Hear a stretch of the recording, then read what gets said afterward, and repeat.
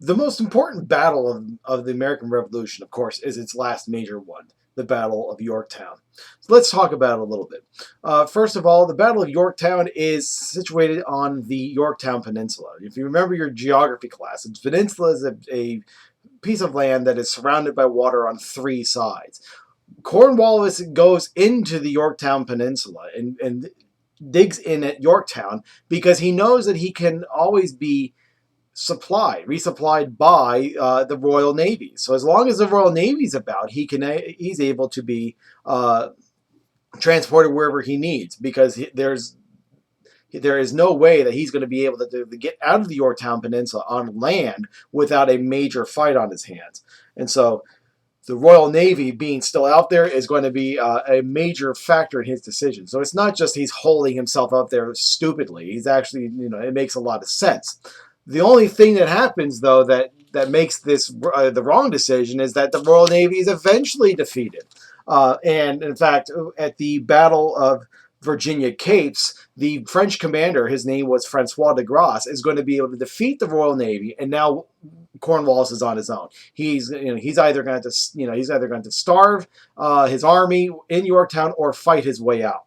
Well, as the Battle of Virginia Capes is approaching, the Americans are going to tell the Washington, who's basically in New York City, that hey, the Cornwallis has holed himself over here in Yorktown. We need you down here right now because we can end this war immediately.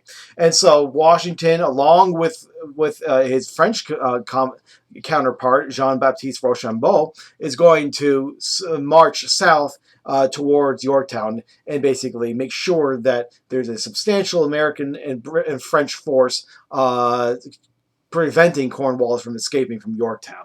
Then the Battle of Virginia Capes happens, and the British Royal Navy is no longer going to be a major force to be able to save Cornwallis at Yorktown.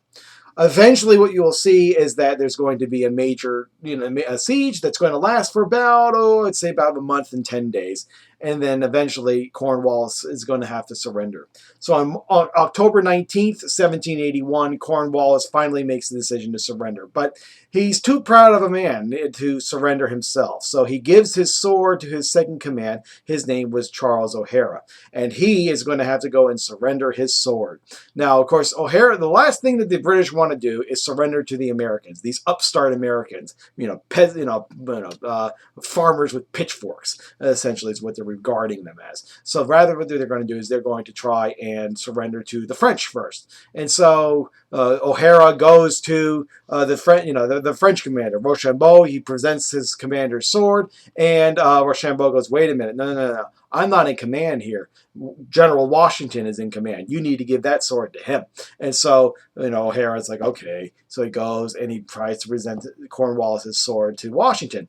But surrender is never done by unequals. Okay, if you're a commander of an army, you need to surrender to the commander of your opposing army. And so here you have Cornwallis's number two guy trying to surrender to Washington. And Washington goes, wait a minute, you're not Cornwallis. You're not the commander of your army. You're going to have to surrender to my second in command. And so Washington's going to basically call up his second command. His name was Benjamin Lincoln. And finally, O'Hara is able to surrender his commander's sword. The surrender terms were generous. For example, the soldiers under Cornwallis's command were POWs. They were going to be sent to camps where they would be promised good treatment. The officers would be allowed to march out and return to Europe. And as the British Army is moving out of Yorktown, the band is going to be playing a song known as "World Turned Upside Down." Well, with peace secured with Yorktown, we can now move into the diplomatic phase. Yorktown is the last major battle of the American Revolution. It's going to guarantee the success of the American Revolution. The United States is going to be an independent nation recognized by its former mother country of England. So that's one of the main reasons why Yorktown is so revered.